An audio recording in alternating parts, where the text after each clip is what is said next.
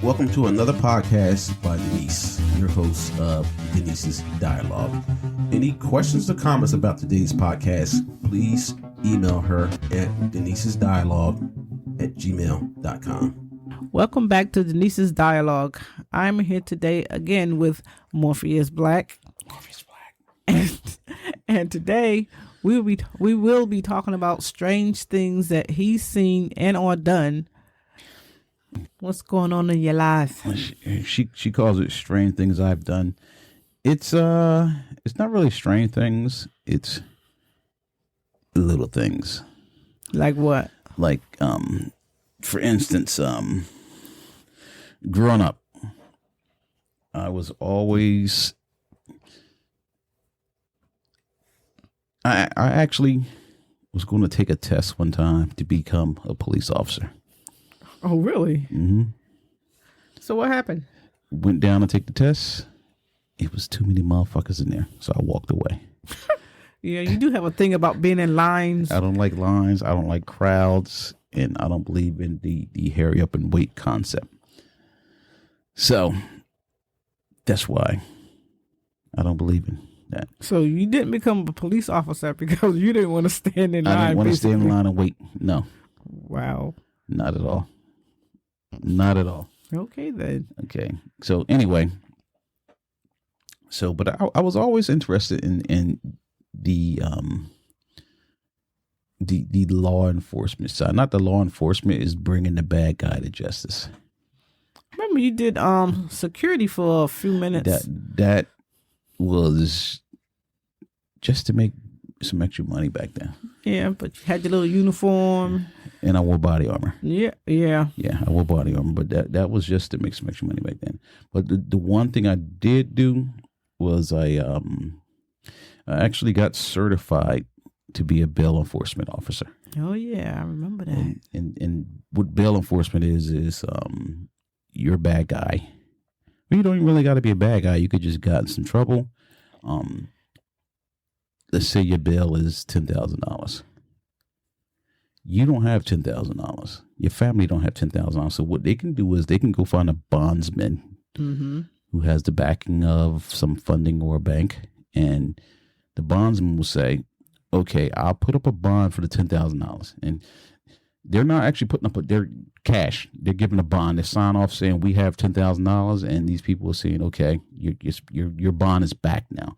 But in exchange, you have to forfeit something to them to back that bond. So that's when they usually be like putting their houses putting up, their houses and up and their cars up for that bond. That's crazy. So what happens is, you miss your court date.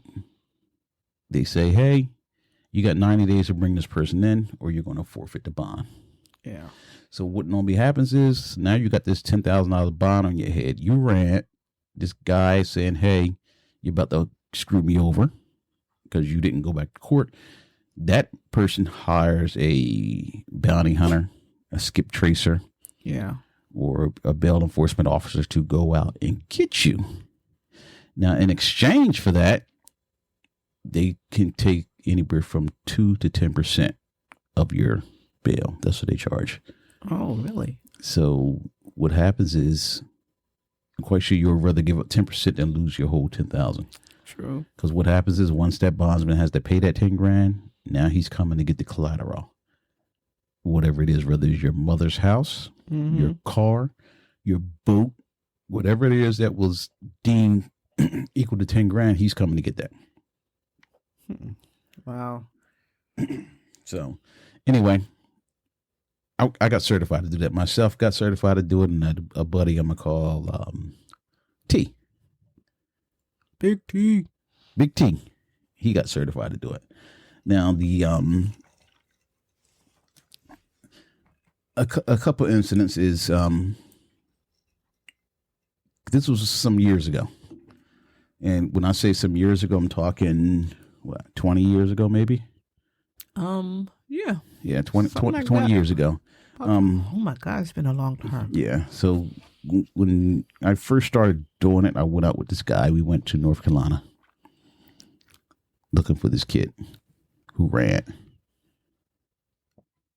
Found him. Where? in North Carolina at his mother's house. Well, he was under the bed or in the closet? Actually, when they knocked on the door, the father went and got him. Oh, okay. And the father stated that he knew he showed. The kid didn't tell him why he was there. He just came to say he came to visit. Oh. That's it. Most dumb people, criminals, they will run home when they do something. Which is crazy. They either go to their mother's house, their grandmom's house. Yeah. They hide under the bed or in the closet. Always run home. Ridiculous. So if you're going to be that stupid, at least have some type of plan. I'm thinking, well, if you're going to be committing crimes in the first place, have a different place to go, because the first place they're going to check is your family. It's your family. Is your family. So now, just stupid. Now with that, so we went down to North Carolina. We left Jersey here, stayed in a hotel room, and then continued down the next day. We was there by like 6 a.m. Had this kid. We was back in Jersey by 4 o'clock the same day. Wow. And they turned him in. So he had to ride back in the handcuffs and all that? Yes.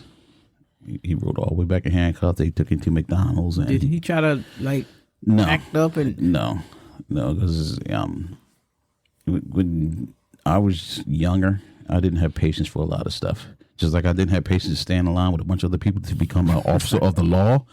I didn't have patience for that.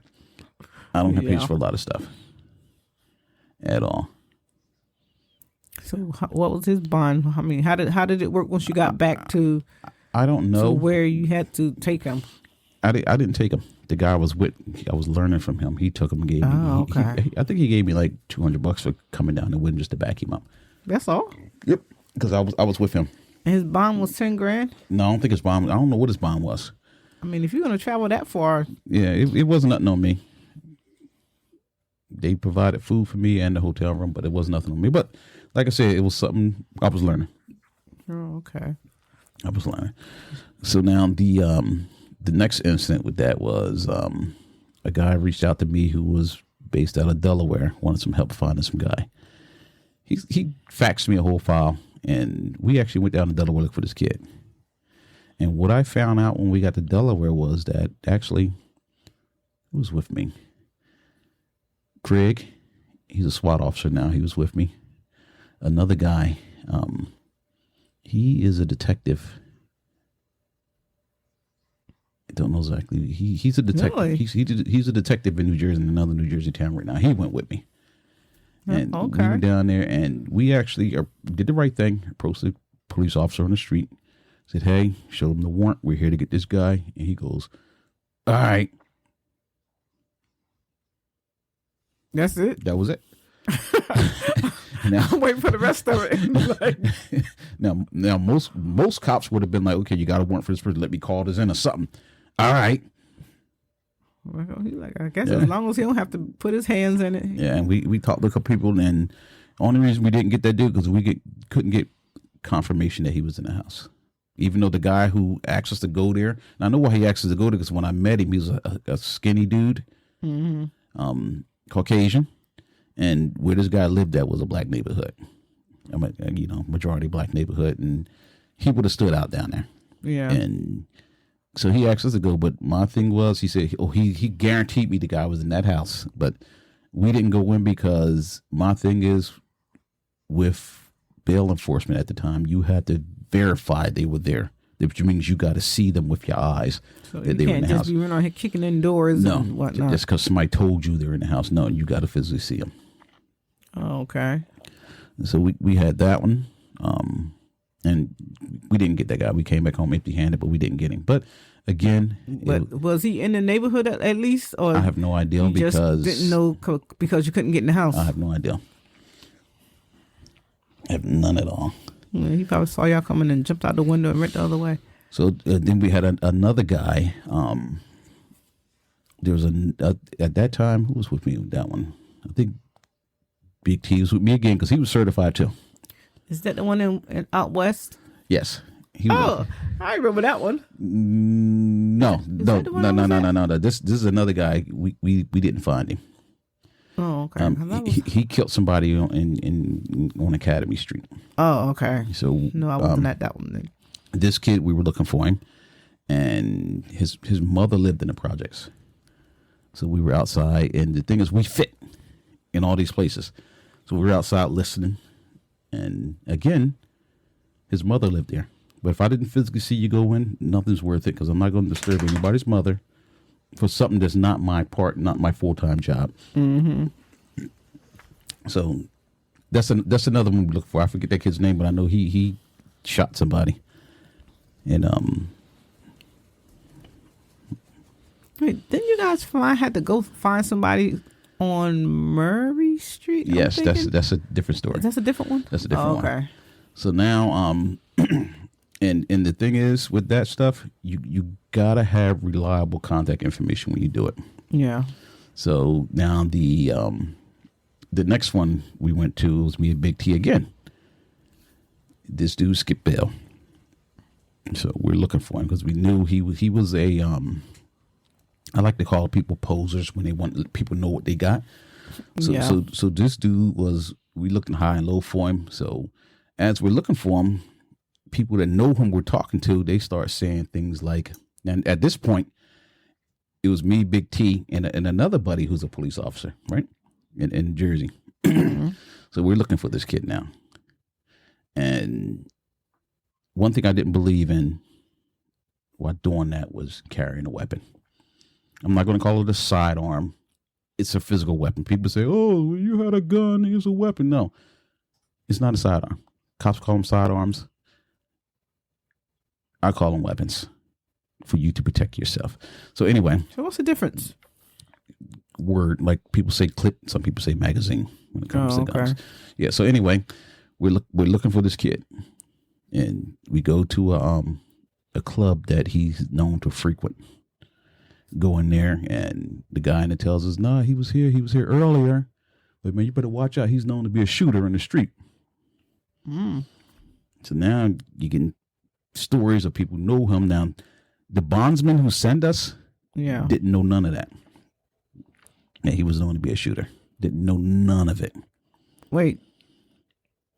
So you posted bond for him, and you know nothing about him? Because the only thing they saw was the money.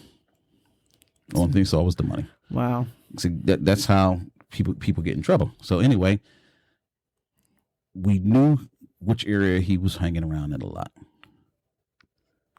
And so what we did was roll the windows down, cranked up the music, and just driving slow through the neighborhood. Just driving slow. Nobody's paying us no mind. And next you know, then this is the middle of the summer. Mm-hmm. We see this fucking guy in a fur coat with a pink bandana on. People do dumb shit like that when they think they balling. In the summer. Yes. And that was him. So what? He thought that was cute. He had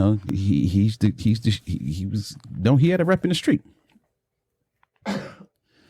Jumped out Excuse me. and grabbed him In his fur coat. Took him to the bondsman. First he told the bondsman, yeah, they almost broke my finger. No, nobody else broke your finger. Everybody was trained to do what they need to do. You didn't get shot. You didn't get beat up or nothing. Yeah. Took him to the bondsman. So we made, I forget what we made off that one. I think the split might have been maybe $2,000, something like that. Oh, okay. Okay, so you can make good money off of that. If you do it enough, I guess. It's You can be like Dog, the bounty hunter. It's not worth it. Dog is A poser. there you go. I didn't even say it. But Him and his hair. yeah. So so now we took him back to the bondsman, and the bondsman asked, he said, y'all pulled a gun on Joe? I said, yeah, I had a law enforcement officer with me. Yeah. And he goes, oh, okay. But I was the one who had the gun. Of course. Because I knew the area we was in. And So he was like in the hood. hood where motherfuckers come running around the corner to bag him up. Yeah. And, rather be tried by 12 than carried by 6, that concept. But like I said, all this stuff happened a long time ago. And I still believe in tried by 6 and carried by 12, except for I'm a lot smarter now. Okay, so if you had to do it today, same type of job. If I had to do that same type of job today, the way I would make it was because this state still doesn't let you carry. Yeah. Pennsylvania, Act 235 and all that stuff over there. Yes, they don't. But the way if I was to redo that again today, I would take more of a managing role and let the people who have the certification to carry. Okay. Do the street side. Oh, okay. So anyway, the next one. That's why I said you got to rely on your information. Get another case from a different bondsman this time. And he goes looking for this guy, right? Now, we nicknamed him Mumra because that was an ugly dude. What was the name? We nicknamed him Mumra. Mumra. He's the guy from Thundercats. Oh, they transformed this decaying body to Mumra. Mumra. Yeah, he was an ugly dude. Oh, wow. So anyway, the bondsman tells us we're looking for this guy. And he had a tattoo of a bulldog on his arm. Okay, so now we're searching for this dude. We're going to all his hangouts. We found out he had a baby mama out there. Of course. We go to the baby mama's house. We are over there walking. He comes outside. Now, this guy we stopped fit the description. So now I'm not down with being charged with holding somebody prisoner. So even cops can be charged with holding somebody prisoner. They lock somebody up without probable cause. Okay, if you get a good lawyer, you held this person prisoner because you didn't have no reason to detain him. So we talking to him, looking him over. He had a tattoo on his arm, right? But the tattoo didn't match what the bondsman had down. Oh, so the wrong guy. So we let him go. A couple of days later, talking to the bondsman. Oh yeah, his tattoo says Chiquita, like the banana. What? Yes, Chiquita. No, Chiquita banana. Yeah. The tattoo says Chiquita. His girlfriend was named Chiquita. So we had the girl. Apparently, we had the right guy because he did have the tattoo say Chiquita. So like, we ain't gonna find him no more. So we go down and we talk to the girlfriend. I don't know what he did. At this point, she's mad. He's probably at his bitch house up the street, 620, right? Oh, wow. So now we go to 620. What? We pull up in the parking lot. We're watching the building. So we say, okay, he's not here. So we leave, come back. He's coming out of the building now. So we grab him. Looked at the tattoo again. Posy ID'd him. Took him in. Chiquita. Yep. With that one we got there, we had the warrant. Oh, okay. So the bond paid us off. And before we walked out of that office, I think that dude was walking down the street. Why? What happened? They wanted to talk to him, make sure he's going to be at his appearance because he's known for running. So you did all that so they could. Guess what? We got paid for doing what we did. Wow. We got paid. Okay, you did all this investigation for them to ask him, is he going to come to his? But this is the thing. Trial, this is the thing with that though. When you sign that contract with the bondsman, you're signing your body over to him. Yeah. Think about it like the military. You sign a contract for the military. You're signing your body over to them. Yeah, I guess. So So if that bondsman decides he wants to forfeit that bond, he can at any time. So they might have took him in. If they did it right, they forfeited the bond and let him reapply right there in the office and let him walk, which they probably didn't because a lot of shady shit be going on with them people. Yeah. So anyway, the next one, we're looking for another guy who jumped. This guy physically jumped. Jump what? Jump bail.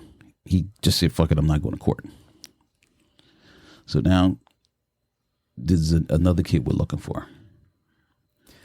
But my question is, okay, all of these people that's jumping bail and this, that, and other, they don't go anywhere. No, they're literally right here in the neighborhood. They do not go anywhere. So and let me tell you how bad it is. This kid who jumped, we had the information on him.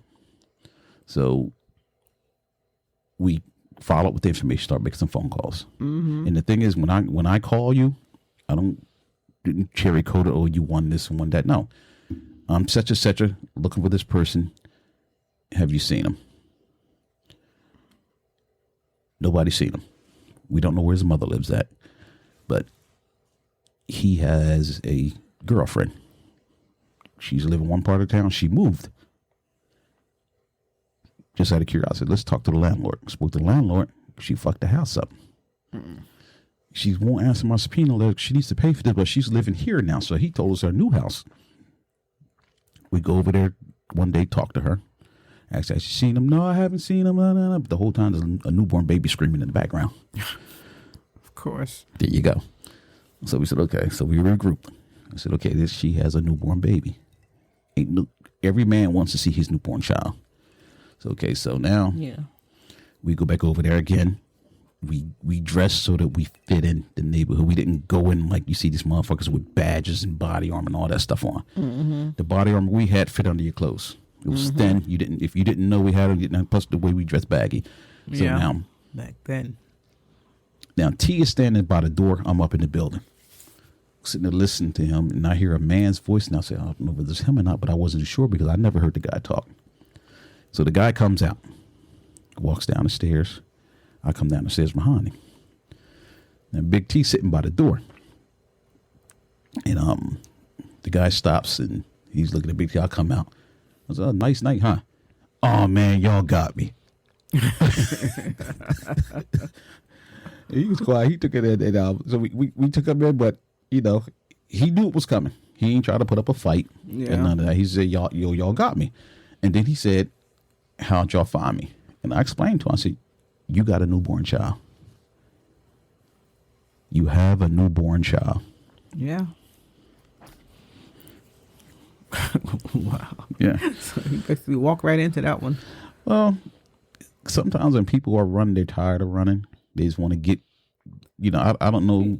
Yeah, a lot of people just turn themselves in because it's like. It's not worth it. Because like I said, I don't remember what these guys did. It's a whole catch. Now, this is where I say that some bondsmen will use you and they don't care how they use you. And the way they look at it, if something happens to you, that's one thing I do like about police officers. Their leadership cares what happens to them. Yeah. Now, we were living in Florida. I spoke to a bondsman one day while I was working. And he was like, yeah, I got something that'll make you $10,000 real easy. He's like, you in Florida, this is you can carry, you do what you need to do. Right? Okay. Yeah. So he said, let me show you some stuff. Cause he said they first thing he said, they had problems keeping bail enforcement agents. That's what the word he used, bail enforcement. Nobody that does that for a business would ever use the term bounty hunter. That's some old West shit. Right? Yeah. But so he said, I'm looking for skip traces right now. He said, so you come in here, and I gave him some credentials. So he goes, I got a file here you can get your feet wet on. So you make $10,000 on it. Right? Yeah. The dude, this tells me he didn't care. He said the guy's hiding out in, I think he called it Little Haiti. Okay. And that's going to lead up to another story I'm going to tell you about. So this guy's in Little Haiti now. So I looked at the file. Now, I gave it back to him. Now, this is a guy, I met him at his house while working down there. Oh, really? Mm-hmm. Yeah. This guy's in Little Haiti. He shot at 3 cops. That's why he was out on bail. He shot at 3 cops with a Uzi. While he was on bail? No, that's why he was locked up, because he unloaded on cops. Wait, so how did he get out on bail if he's shooting at cops? Because you due process. Because I figure if you shooting at cops, your bail is going to be like look at it like this: a lot of money. Let's say he shot at cops. Yeah, they say going to set bail at $1 million, right? Now, how much at $1 million? What's 10% of $1 million? Well, like 100,000. So now 10% of that is $100,000 you need to get out. Yeah. The bondsman will take 10% of that 100,000 to get you out. So if he's on the street, him and his boys can raise 10 grand up like nothing. Now, that's the thing why I say they don't care. This dude, if I didn't read that file, they didn't give a fuck. And I'm looking at it and I was telling him, but he never mentioned, hey, you're going to go in part of a team or nothing. Right. He just want to send you out there to pick the dude up. Yeah. And hope you don't get shot. There you go. Wow. So now, can you picture me in an unknown state? No. Looking for somebody? No. Yeah. Anyway. I didn't realize he did that many. Oh yeah. But that bondsman in Florida, he didn't really care. Yeah, he really didn't care. And but like I said, he showed the file. And that's my little security dog. He showed the file, but I thought I would have been part of a team going in for a guy who took pleasure in spraying 9mm shells at police officers. And I found that entirely crazy. And at that point, that's when I decided that it's time for me to cut my ways with it. And basically to I guess you would say to retire out of that field. Because once you realize that somebody don't care for your safety, because if I was running that and this guy was arrested for spraying a Uzi at a bunch of police officers, and he made bail, and then again he skipped, I would have sent more than one person down. So that kind of told me that he probably couldn't get nobody to pick that up. So if the guy is willing to spray police officers, what would he do to you? There you go. I would have been down there in a shootout. He didn't give a damn about you. I would have been down there in a shootout. Now, I was in the state of Florida, so you carry conceal. You carry conceal in this state. And me carried a 9mm handgun going into a neighborhood where this dude might have been an OG. With a Uzi. And the other part about that is that since the state of New Jersey caps handguns at 10 rounds unless you're law enforcement. So I was down there with a 10-round clip and a gun. So you got to think your battles through. Some things are not worth it. Some things are. But a lot of things definitely not worth it. But in reality, if you think about most of the stories, what I said. Yeah. You get more people by treating them kind and just treating them like shit. Yeah, I mean, you running up in somebody's house, kicking their doors down and all that nonsense. I don't believe in that. That's crazy. I do not. And that is the best way for you to get hurt. Yeah. By kicking somebody's door because in. They don't know who's coming in their house. Well, the thing is this. Number one, you always want to ID yourself as to who you are. And the second thing is, the one thing I do like about the way that job is carried out, you got to physically see the person. Don't just say, okay, he's known to hang near, get a warrant, go in that house. Yeah. That's why the one guy got shot with them serving a no-knock warrant. Yeah. So thank God that guy who got shot and killed with the no-knock warrant, let's say he had somebody else in the house. Mm-hmm. Now you got this other guy in the house, and my thing is, people who privately own guns, a lot of them are more proficient at using that gun than most police officers. Because most police officers, it's very rare they use their gun, especially shooting incidents, and they only practice sometimes when it's time to requalify. And most people who own guns will go to the gun range probably once, twice a month. Yeah. Yeah. So, but, God forbid anything like that happens to anybody. We know that law enforcement, but sometimes it's better to be nice to the people than to be an asshole. Because now, once you're an asshole to me, I'm going to be an asshole to you. And that's that's how things blow up. And the first thing they do is get on the defensive. Get on the defensive. And now you going back and forth with some crazy killer with a Uzi. Now, again, even with that, that's both two-sided. You get law enforcement officers who, when I say officers, I mean men and women, who automatically come in with an attitude because of who you are, your skin color, or your background. Yeah. And then you get people that just don't want to comply. This person's job is to protect the public, and they suspect you might be doing something. You know you're not doing nothing. Just comply. Yeah. If you're not doing anything wrong, just comply, like he said. Yeah. Just comply.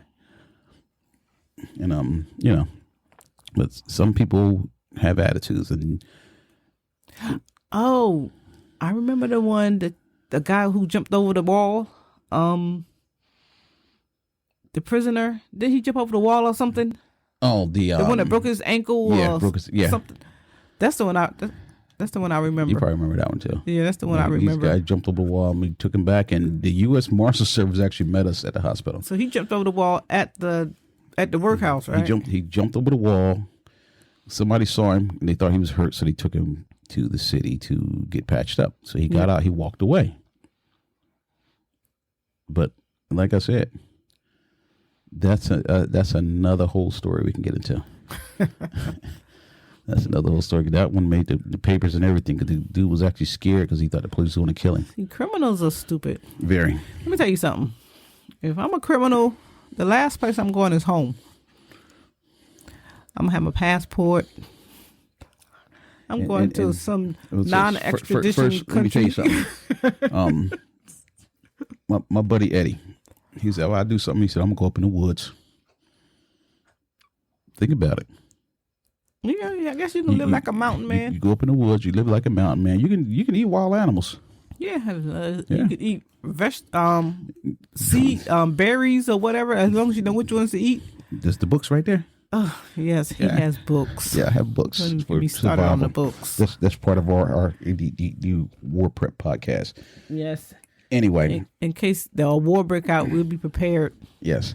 So anyway, that's the bail enforcement from years ago. Skip tracing is called. Like I said, nobody who does that job is respect themselves and call themselves a bounty hunter. It's called skip tracing or bail enforcement. So now, unless your dog, the bounty hunter, yeah, whatever, with your mullet. Now let's go back a little further. Let's go talk about things that could have sent me to jail. Now, everything you just said probably could have sent you to jail. No, not really, because but now the things that could have sent me to jail.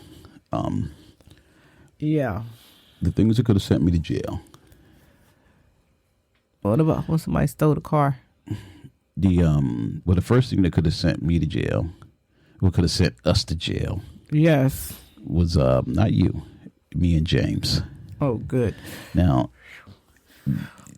somebody came up to my house one day and said, hey, they over there beating up your nephew. I get around the corner, there's like 50 people out there fighting. How old were you then? You were like a teenager or something, weren't you? No. Oh, you was an adult at that point? Yes. Jeez. Let's go back to let's talk about why I used to carry. I didn't used to. I was a law-abiding citizen, and I still am. But again, Ice Cube once said in one of his songs, "It's better to be tried by 12 than carried by 6." Now, where I lived at, my mother didn't live far from me. So one day, I'm walking to her house. These guys are shooting at each other across the street from each other. It was a bad place, right? Probably in the middle of the day. I'm ducking down behind the car, and this girl is ducking down behind the car because these guys are just going at it. Pow, pow, pow, pow, pow, right? Now, I guess the one guy, he must have ran low on ammo because pow, pow, you're out of ammo, right? And that's it. And what that told me was that he had a revolver because it didn't, like, you could hear the slide back. So now the other dude is like walking up the street on that side. This dude came and hid down behind the fucking car with me and a girl. Oh no! Yes. So after that, after that, I'm like, you know what? I said, if I'm gonna get killed out here, walk to my mom's house, Right around the corner. One of these clowns going with me. Yes, they're going with me. So what happened? I mean, the other guy still had bullets, right? The other guy still had bullets.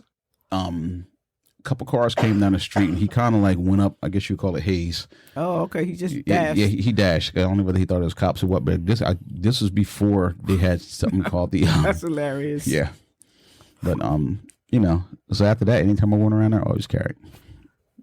Well, I understand that. That makes sense. Always carrying, because my thing was just trying to walk around a corner and walk into a gunfight. Yeah, because at that point in my life, I was like, I'd rather for my mother to get a call said we had to lock your son up. He has with a gun, but he was defending himself versus, I'm sorry, man, but your son's around here dead. He's been, he got caught up in the crossfire. Or drive by or whatever. Yeah, and the thing about that is, all these bad people out here, they buy a gun off the street, wherever they get it from, steal it, stick it in their waistband, don't know how it fires.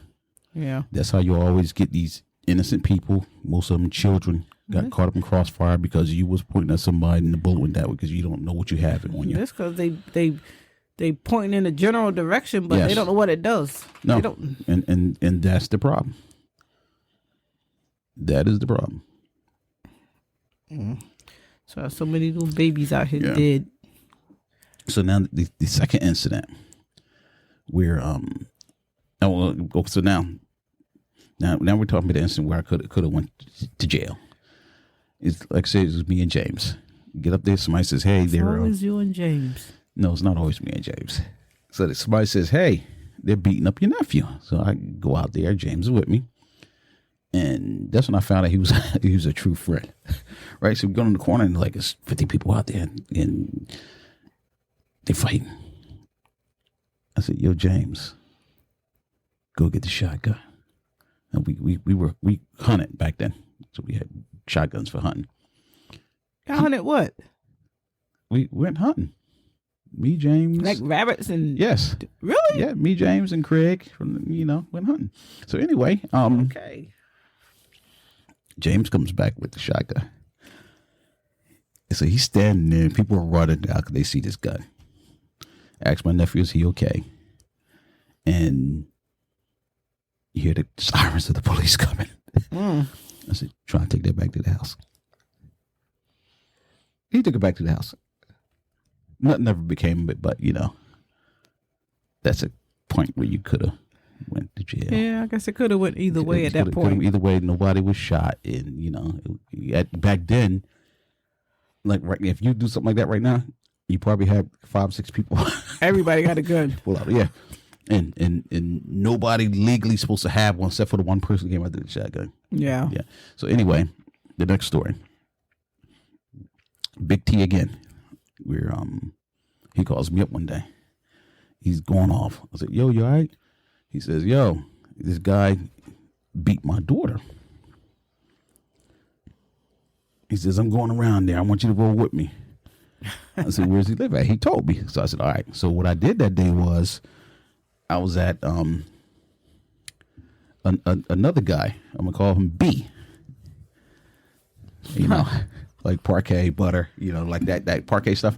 So anyway, I was at B's house, and I called you up, and I said, "No, did I call you up?" No, I was there. You was there. I told you go get it, right? Yep. Okay. I told you. I said, "Yeah." I said, "Listen, T coming for me. He got some problems, and they're in this neighborhood. I need you to go get it." So you went and got it. You came back with my 45, I believe. Yep. So you came back with it, and Big T pulls up, tell me what's going on. I said, "You know what, dude? You ain't got to explain." He's like, "I'm going to do this, dude, because this dude think I'm playing." I said, "This is what we're going to do. We ain't out there to kill nobody." So going to take them pellets, going to shoot him on the ground about 10 feet in front of him, let him bounce off the ground and spray his ass. I said, "You're not killing nobody, but he'll learn a lesson."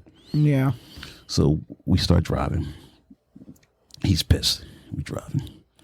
It was just y'all two? No, it was me, Big T, and B came with us. So now, we back in the seat. I said, what's that? And kept hearing some mumbling. So we get up there, and B's in the back seat. Oh God, please, go God. Oh God, please don't let nobody have. I don't want to go to jail. Please, God. Did he have something on him? Or No, he just, no. He just came for the moral support because he was a friend. Oh, okay. But he was, oh God, he was praying hard. He was praying. He was praying hard. Oh God, please. So we get out there, pull up in a side alley, and Big T goes in the back. He starts loading up his 12 gauge pump, and this guy walks and sees him like, oh, I don't want none. He took off running. So I said, Big T, don't go out in the street, keep it to the side. So we go to the house. The guy's brother is outside. He's like, nah, he's not here. Blah blah blah blah blah. So all right. So Big T turns around. He holds up the gun. Starts walking with it. I mean, starts walking back to the truck. So the guy calls him. Like, yeah, I was in the house. He's like, so you risked your brother's life out there, and I don't know what happened with that, but I think that guy kind of got the gist that you'll be the next motherfucker to disappear. Nobody's playing with you. Nobody have time for you to be putting your hands on their kids. Are you crazy? Yeah, you'll be the next motherfucker to disappear. So now, we're he's in there praying. Praying empty-handed. Praying. Oh man, that's hilarious. Well, he was praying. But at least he was there. He was there. He was there. He came for the moral support, but he was praying, and he wasn't about that life. Nobody's about that life. There's a lot of people that's about that life now. Nobody's about that life till something happened. Yeah, he's a lot of people. But now, let me tell you, of all those incidents that we spoke about, yeah, if that same one was to happen again, I would do that the same way. Yeah. Yeah, I would do that the same way. Yeah, well, I guess with the friends that you have, you know that if anything happens, they will have your back. Definitely. Yeah. Even if they are morons, they will have your back. So anyway, that is the early life stories I have. And he wasn't even 30 yet.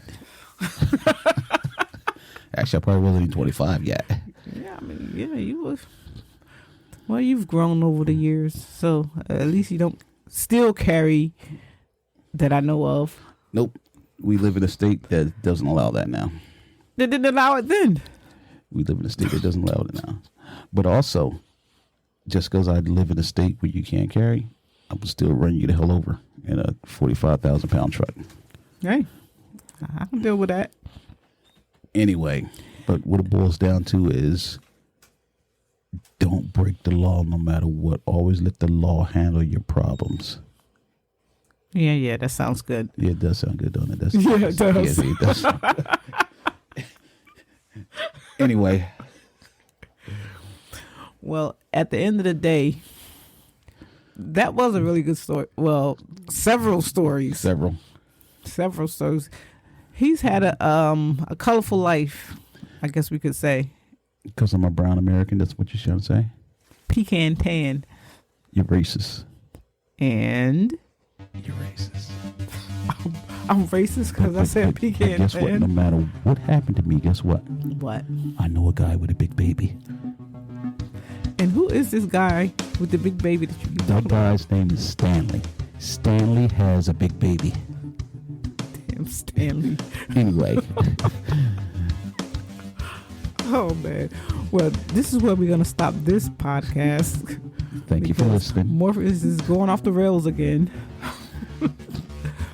Stay tuned for our next podcast. Thank you for listening. Bye.